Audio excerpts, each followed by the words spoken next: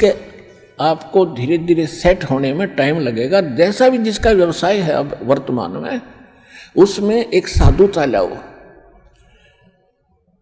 जैसे कोई मजदूर है, सेवा कर रहा है किसी के और भगत हो गया, तो वो तन मन धन से सेवा करे उस मालिक के उसमें, क्योंकि वहां से उसने रोटी मिल रही है। और फिर परमात्मा ऐसी प्रेरणा करेगा उस मालिक के अंदर, देख भगत आदमी होते ऐसा हो भाई।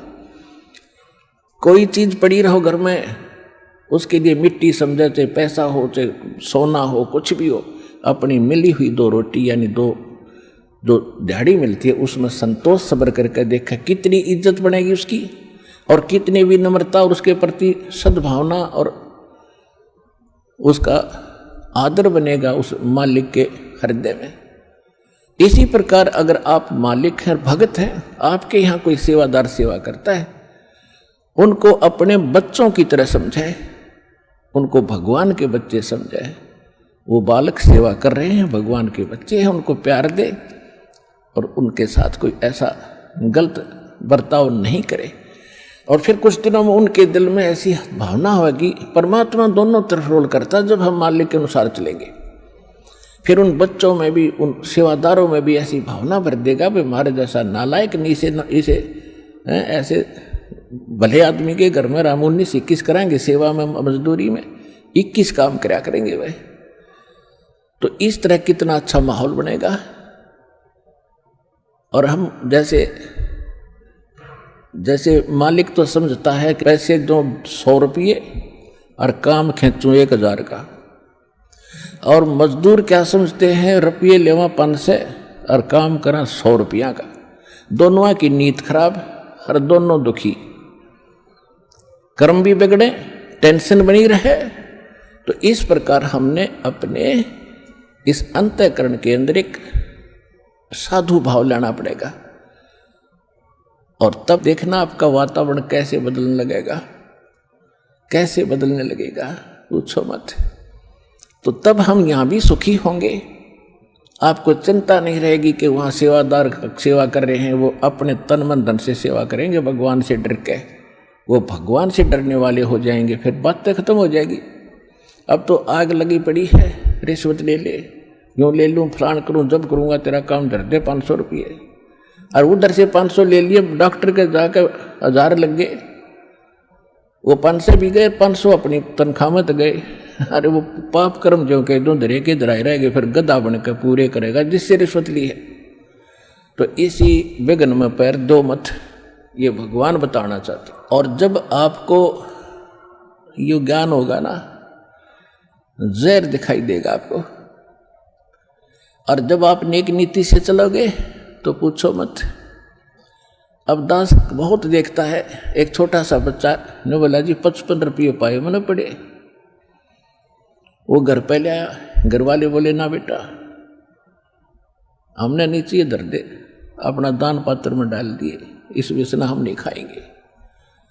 अब देख जिसके गिरे थे उसको पुण्य हुआ, यहाँ पर भंडारे में लग गए।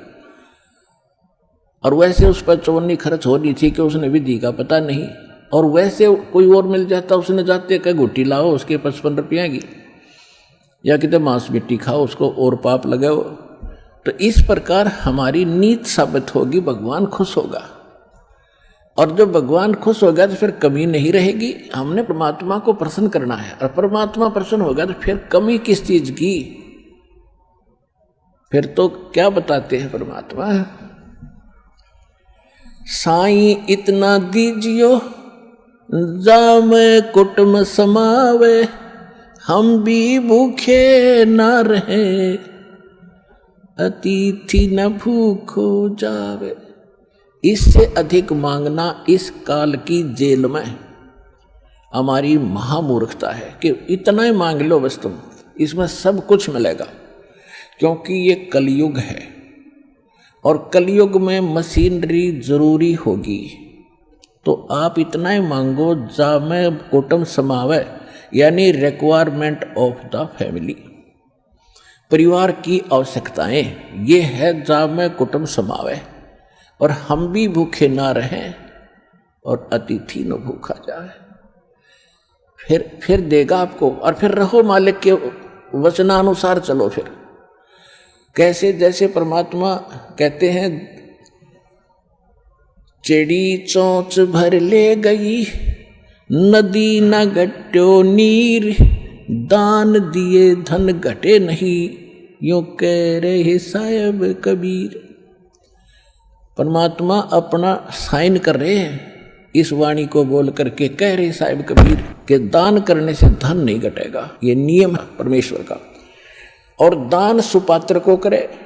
गुरु बिन माला फेरते, गुरु बिन देते दान, गुरु बिन दोनों निष्फल हैं, चाहे पूछो वेद पुराण।